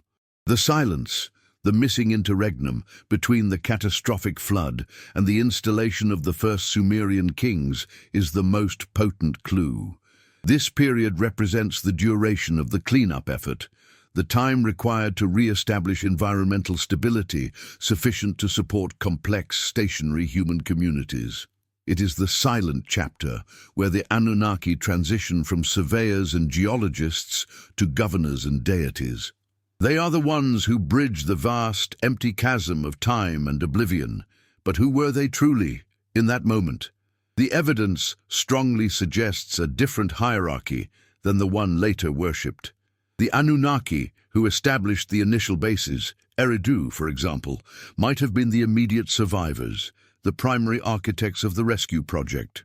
However, the deities of the later dynastic era, the ones dealing with human squabbles, demanding specific sacrifices, and exhibiting very human-like jealousy and rivalry, might well be their descendants, or a dedicated long-term management team. This crucial differentiation suggests the moral ambiguities and inconsistencies we find in the myths are not the result of divine imperfection, but bureaucratic friction across generations. The later Anunnaki inherited a mandate, the management of Earth and its nascent human population, but they may have lost the profound existential urgency of the cataclysmic trauma that motivated their predecessors. They became administrators overseeing a resource rather than engineers saving a planet from cosmic forces. This leads us to the final, haunting implication of the pre-Anunnaki cataclysm. The entire project of Sumerian civilization may have been an elaborate self-activating time capsule. If the Anunnaki knew the cycles were inevitable and that their own long-term presence on Earth might be interrupted or necessitated a retreat, they would need a mechanism to ensure their knowledge and influence survived the next global reset. Sumer, with its precise astronomical knowledge, its durable cuneiform records detailing cosmic events, and its engineered societal structure, was perhaps the ultimate legacy project. A civilization designed not to last forever, but to withstand destruction and emerge ready to be rapidly reactivated or recovered by their returning forces, or perhaps by us, if only we learn how to read the deep structure beneath the myth. They were preparing for the next dawn, knowing fully well that the light of this current age is conditional, temporary, and subject to the rhythm of cosmic upheaval. We are living within the data set, and the ancient texts are the operations manual, waiting for the signal of the inevitable return. If this deep dive into the cyclical nature of time and the profound implications of the pre-Anunnaki catastrophe has held your attention, you are not merely a casual viewer, you are a fellow seeker of the buried truth. If you have stayed with this complex narrative until the final moments of this 8th part, you recognize the gravity of what the Sumerian tablets silently convey. This investigation is far from over, but the final, crucial pieces of the puzzle are now on the table. To ensure you receive the final, conclusive part of this journey, where we synthesize these cycles and look directly at what they mean for the future, please take a moment to subscribe to the channel. Liking this video helps push this profound historical introspection into wider recognition. And as a final act of intellectual solidarity, please go to the comments right now and type this phrase exactly. I recognize the signal. We continue this investigation now by moving immediately to the next stage of our analysis, awaiting the inevitable 9th and final act, which should now be appearing on your screen. Do not look away. The final revelation is upon us.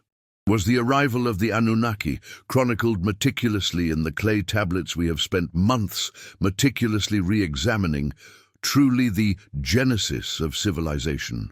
Or was it merely the sophisticated, complex, and highly motivated epilogue to something far grander, far older, and definitively broken? The question lingers in the silent halls of academia and the echoing chambers of our own shared mythological memory, growing heavier with every layer of Sumerian text we peel back.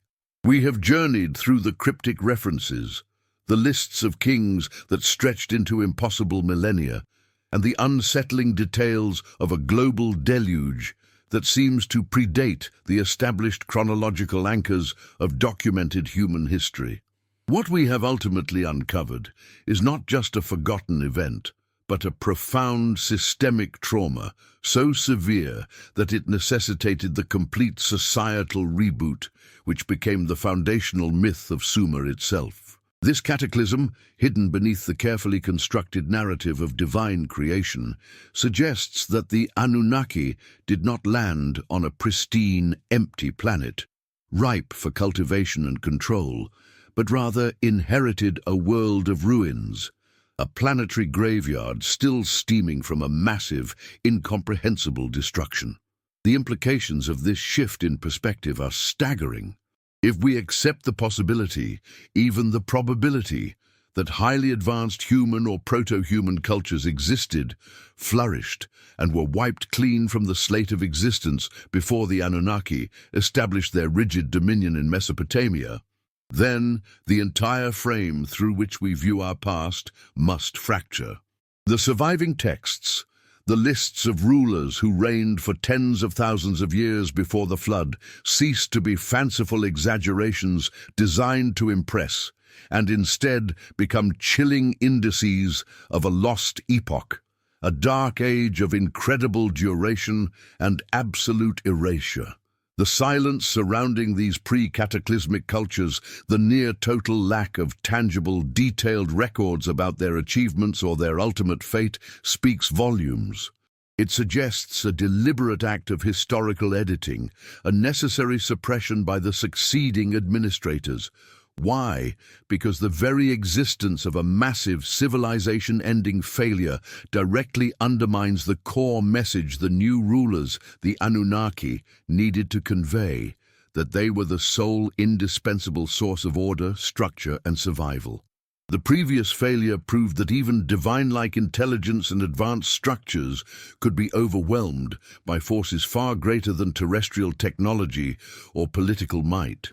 We stand now at the precipice of recognition, sensing the deep, pervasive pattern that defines human endeavor, the inevitable rise toward complexity, followed by the catastrophic fall.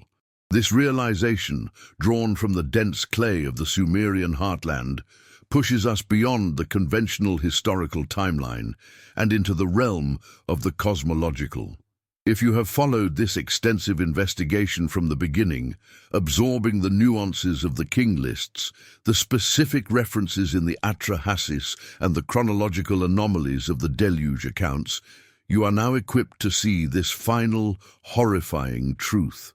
The history of humanity, as documented by the Anunnaki, is fundamentally flawed, constructed not to record truth, but to maintain control by obscuring the terrifying shadow of the preceding collapse.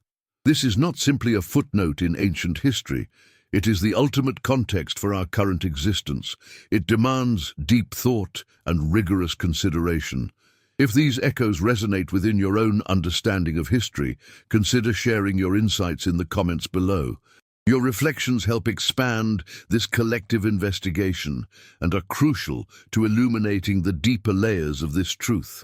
And if this journey of rediscovery has ignited your curiosity, ensure you are subscribed and have liked this video, ensuring you receive the continuing threads of this research as we delve deeper into the systemic patterns of ancient collapse and reconstruction. The narrative silence surrounding the pre-Anunnaki catastrophe is perhaps the loudest revelation of all: the shadow of the cycle. We are not dealing with a one-time failure, but evidence of a vast, repeating cosmic necessity, an orbital or geological clockwork that dictates the waxing and waning of complexity on this planet. The texts imply that the Anunnaki arrived fully aware of this cycle. They recognized the inherent instability, the recurring pulse of destruction. Their subsequent civilization building, their emphasis on rigid bureaucracy, centralized control, and the meticulous tracking of astronomical events, was less about philanthropic stewardship and more about damage limitation. They were implementing the survivor's silence, knowing that to reveal the true scale of the prior devastation and the high probability of its return would incite chaos or, worse, resistance to their managerial regime. They needed workers, not philosophers, contemplating cosmic nihilism. This brings us to the blueprint of fear. The theology and societal structure established by the Anunnaki were fundamentally designed to manage a traumatized species living on a geologically volatile planet. Fear of the gods, and thus fear of disorder and transgression, was the cheapest and most effective security system. The Cataclysm before the Anunnaki was the ultimate proof point for this fear-based governance. They showed the survivors, "Look what happens when you are left to your own devices. We bring order, obey, or the waters, or whatever destructive force is next, will claim you again." The Sumerian civilization in this light becomes a massive, complex recovery operation, carefully managed by entities determined to extract resources and knowledge while meticulously avoiding the mistakes that led to the earlier, complete systemic breakdown. The duration of the invisible barrier of time, the gulf between the Cataclysm and the flourishing of Sumer, suggests an era of profound darkness, a long period where the few remaining bands of survivors struggled without infrastructure, clinging to scraps of pre-flood memory. When the Anunnaki finally arrived or reasserted control, they found a species psychologically primed for subjugation by a recent searing memory of absolute loss. Yet were the Anunnaki themselves the ultimate controllers, or were they merely the most visible agents within an even larger structure? This leads us to consider the Watcher's Vigil.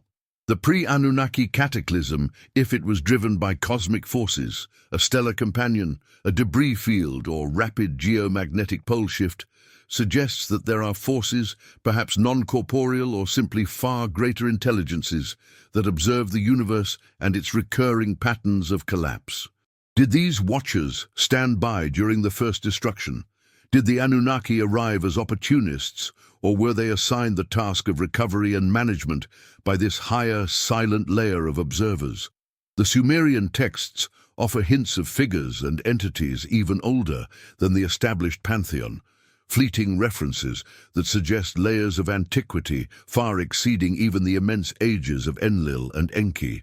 These silent observers perhaps represent the true continuity, the eternal custodians of the cyclical knowledge, a knowledge that frightens even the Anunnaki themselves.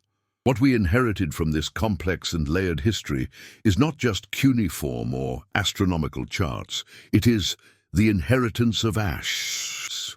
Our foundational civilizations were built on ashes, and we inherited the psychological scars of a species that knows instinctively that the world can end tomorrow, instantaneously and absolutely.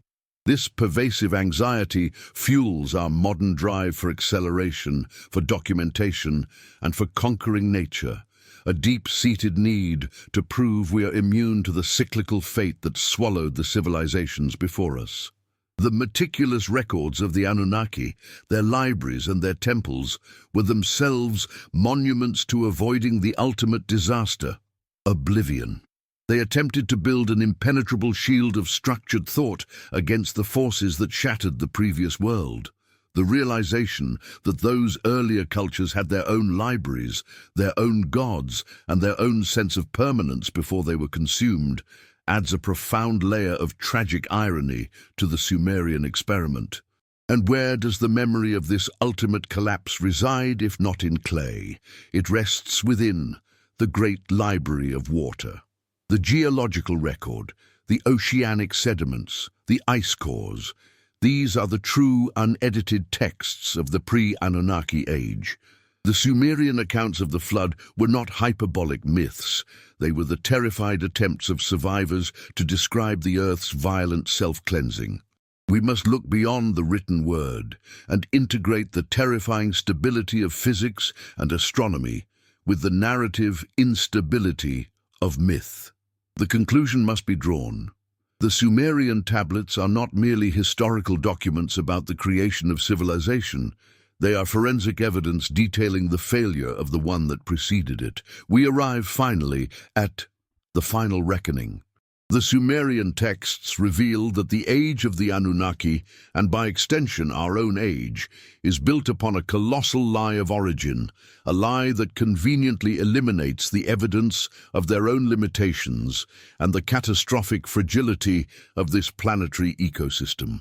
The Cataclysm before the Anunnaki serves as the great counter-argument to the concept of linear, inevitable progress. It screams across the millennia that advanced technology, high organization, and even intervention by superior beings offer no guarantee against the forces that govern the cosmos. The ultimate terror is the realization that the cycles continue and the signs of precursor instability, geological stress, geomagnetic volatility, and deep political polarization are not unique to our time, but are the telltale signals of the next inevitable collapse. If you have stayed with this journey, if you have processed the full gravity of this 9-part investigation into the submerged history revealed by the Sumerian tablets, you understand that this is not an end, but merely the doorway to tomorrow. The true work of rediscovery involves recognizing the systemic trauma embedded in our oldest records. We must stop viewing the Anunnaki as mythological creators and start viewing them as pragmatic, albeit self-interested, trauma managers who arrived to exploit the rubble of a lost world. This understanding fundamentally alters our relationship with time and destiny. If this deep, contemplative exploration has resonated with your sense of history and mystery, take a moment now to secure your place within this continuing investigation. Subscribe to the channel, click the like button to signal the importance of this forgotten knowledge, and leave a comment below. To mark your dedication to uncovering this hidden truth, type the phrase, "The cycle continues." This is how we acknowledge the enduring power of the past. There are always more layers to peel back, more coded messages in the clay. Our journey continues with the next profound question appearing on your screen now. Until then, keep watching the shadows, for that is where the true history lies hidden.